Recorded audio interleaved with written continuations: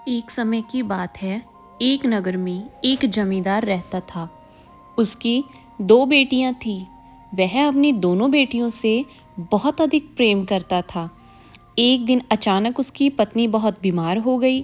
वह अपने पति से कहने लगी, सुनो जी, अगर कल को मुझे कुछ हो गया तो आप दूसरा विवाह मत करना, नहीं तो मेरी बच्चों को वो माँ वाला प्यार कोई ना दे पाएगी। जमींदार बोला, अरे पगली, तुझे क्या होगा? तुझे कुछ नहीं होगा। तू मेरे साथ हमेशा रहेगी और मैं अपनी बच्चियों के लिए दूसरा विवाह भी नहीं करूँगा। जमींदार की पत्नी को तसल्ली हो गई, लेकिन होनी को कौन टाल सकता था। एक दिन जमींदार की पत्नी का स्वर्गवास हो गया। जमींदार अपनी दोनों छोटी बच्चियों को कैसे पालता? उसने रिश्तेदारों के कहने में आकर दूसरा विवाह कर लिया। दूसरी पत्नी उन लड़कियों से बड़ी नफरत करती थी। वे दोनों लड़कियां उस सौतेली माँ को फटी आंख ना भाती थी। एक दिन जमींदार किसी काम से बाहर गया हुआ था। तब उस सौतेली माँ ने उन दोनों बेटियों को खाना तक न दिया। घर का सारा काम करवाया। दोनों बेटियां घर के बाहर बैठी रोती रही, धूप में बिलखती रही, लेकिन उस सौतेली माँ ने उन्हें घर में भी ना आने दिया।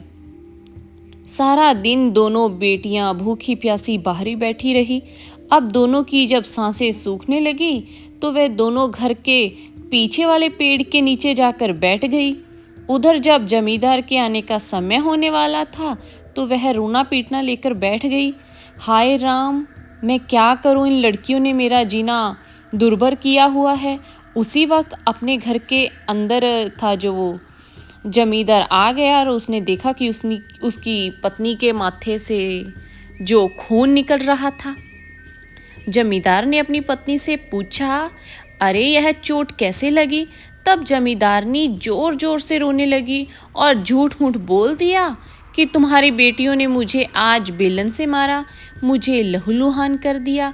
अगर वे दोनों इस घर में रहेंगी तो मैं ना रहूंगी, अभी इस घर से चली जाऊंगी। जमींदार बोला, अरे बच्ची है, गलती हो गई होगी, लेकिन वह तो ठान कर बैठी हुई थी कि आज तो उन लड़कियों को घर से निकलवाना है। उसने जमींदार से कहा, या तो तुम मुझे अपनाओगे या अपनी बेटियों को, एक को ही अब इस घर में था जो रहने को मिलेगा। जमींदार ने सोचा कि अगर इसे घर से निकाल दिया तो घर कैसे चल पाएगा।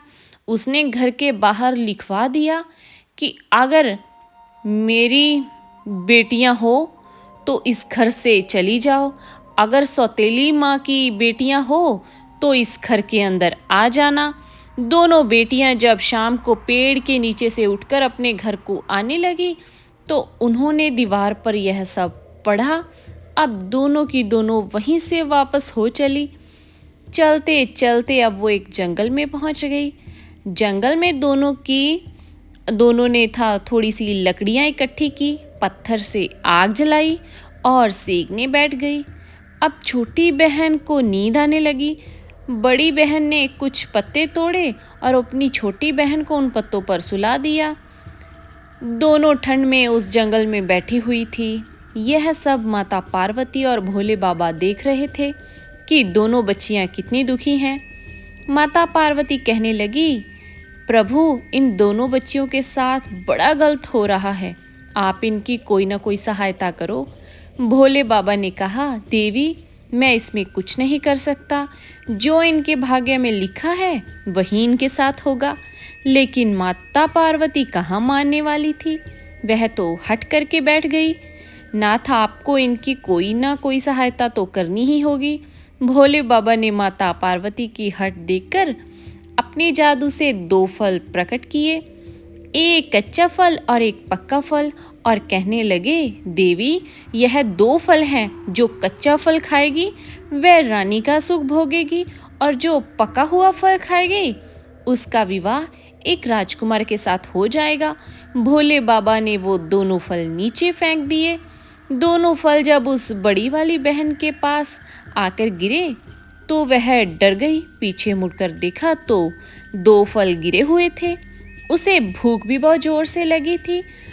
उसने वे दोनों फल उठाए और सोचने लगी कि पका हुआ फल अपनी छोटी बहन के लिए रख दूंगी और ये जो कच्चा फल खुद खा लेती हूँ।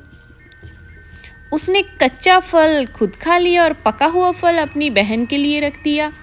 थोड़ी देर के बाद जब उसे भी नींद आ गई, अब छोटी बहन उठ गई। उसने जब पका हुआ फल देखा तो उससे ना रहा गया, उसने वह सारा फल खा लिया। लेकिन सारा फल खाते ही उसे याद आ गया कि मेरी बहन तो भूखी होगी, उसने कुछ ना खाया होगा। सारा फल तो मैंने ही खा लिया, मैं भी अपनी बहन के लिए फल लेकर आऊंगी। वह भी अब अपनी बहन के लिए फल लेने जंगल को चलने लगी। चलते चलते वह बहुत आगे निकल गई, लेकिन उसे फल कहीं ना मिला। उसने सोचा मैं तो बहुत दूर आ गई हूँ, मुझे अपनी बहन के पास वापस जाना चाहिए, वह मुझे ढूंढ रही होगी। वह जब वापस जाने लगी तो वह भूल गई कि वह कौन से रास्ते से आई थी। दोराहा रास्ते में थी, समझ नहीं आ रहा था कि कौन से डगर पर जाऊं। बेचारी गलत राह पर निकल पड़ी और चलते चलते गांव में पहुंच गई। उस गांव में कुछ घर बने हुए थे, लेकिन सभी घरों के दरवाजे बंद थे। वह बड़ी हैरान हुई। आगे चली तो उसे एक बूढ़ी माई मिली। बूढ़ी अम्मा कुछ बकरियों को चरा रही थी। वह उन बूढ़ी अम्मा से बोली, माँ, क्या मुझे एक रात यहाँ रहने का स्थान मिल सकता है? बूढ़ी अम्मा रोने लगी और बोली, नहीं बेटी, मैं तेरी मृत्यु का कारण नहीं बन सकती, तू यहाँ से जल्दी चली जा। पूछने लगी, अम्मा ऐसा क्या है यहाँ जो आप मेरी मृत्यु का कारण बन जाओगे? तब बूढ़ी अम्मा ने रोते रोते सारी बात उसको बताई कि बेटी, यहाँ एक दानव रोज रात को आता है और किसी न किसी गांव वाले को उठाकर खा जाता है। एक दिन सभी गांव वालों ने विनती की कि हे दानव, हम रोज तेरे लिए भोजन का प्रबंध कर दिया करेंगे, तुम ऐसे किसी को भी उठाकर मत खाया करो। उस दिन से रोज एक आदमी उस दानव का निवाला बन जाता है। आज मेरी बारी है। जब वह मेरे घर आएगा और साथ में तुझे देखेगा तो वह तुझे भी नहीं छोड़ेगा। बेटी, मैं तो इसीलिए रो रही हूँ। लड़की कहने लगी, अम्मा, बस इतनी सी बात, तू चिंता ना कर, आ मेरे साथ। अब दोनों बूढ़ी माँ के घर चली गई। लड़की ने कहा, माँ, मुझे थोड़ी सी सूखी घास और कुछ दही चाहिए। बूढ़ी माई बोली, अरे बेटी, घास तो मेरे घर के पीछे बहुत पड़ी है, और रही बात दही की, तो दही भी मेरे घर में बहुत सारा है। अब सारा सामान तुझे यहीं मिल जाएगा। अब तो लड़की ने सबसे पहले घास इकट्ठा की और उसकी एक लंबी सी चोटी बना दी। फिर उसके बाद उसने दही था वो इकट्ठा करके घर में रख लिया। जब रात को वह दानव उस बूढ़ी अम्मा को खाने के लिए घर के बाहर आया तो उस लड़की ने बड़ी ही चतुराई से वह दही जोर से बाहर था जो वो बिखेर दिया। इतना सारा सफ़ेद सफ़ेद सा कुछ पदार्थ देखकर वह दानव चौंक गया। अरे यह क्या है? यह किसी दानव का इतना सारा थूक है। अरे जिसका इतना सारा थूक है वो खुद कितना बड़ा होगा, वो कितना भयानक होगा, यही दानव सोच रहा था। तभी लड़की ने वह घास वाली चोटी बाहर फेंक दी। दानव उस चोटी को देखकर और भी ज्यादा घबरा गया कि जिसकी इतनी बड़ी चोटी है वह दानव खुद कितना बड़ा होगा, वह तो मुझे जरूर खा जाएगा। दानव यह सारी बातें सोच ही रहा था कि लड़की ने अपनी आवाज को थोड़ा मोटा करके बोली, अरे बुढ़िया, तुझे खाने से मेरा पेट नहीं भरेगा, मुझे और भोजन चाहिए। बुढ़िया कहने लगी, अरे बड़े दानव, तू मुझे छोड़ दे, तूने मेरी सारी बकरियां खा ली, अब मुझे भी खा लेगा, तब भी तेरा पेट नहीं भरेगा। अगर तेरा पेट नहीं भर रहा है तो थोड़ी देर में एक छोटा दानव मुझे खाने के लिए आएगा, तो उसे भी खा लेना, तब तो तेरा पेट भर ही जाएगा। यह सारी बातें बाहर खड़ा हुआ दानव सुन रहा था। वह डर गया और सोचने लगा जान बच गई तो कहीं ना कहीं अपना पेट भर ही लूँगा, यहाँ से तो भागने में ही फायदा है।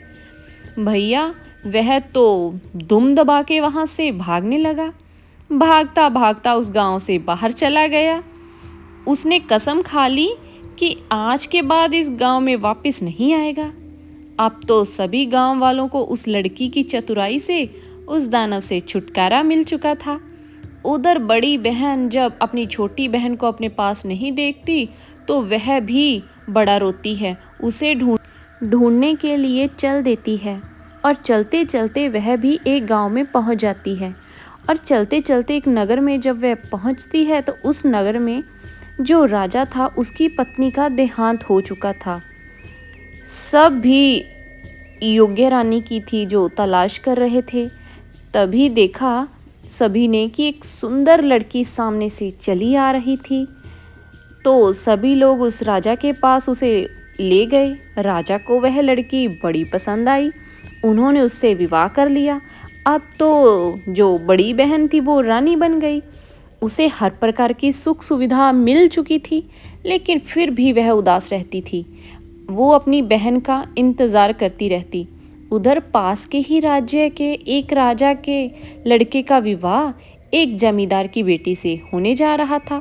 लेकिन जमींदार की बेटी एक आंख से कानी थी, तो जमींदार को घबराहट होने लगी कि कहीं राजकुमार मेरी बेटी से विवाह करने से मना न कर दे।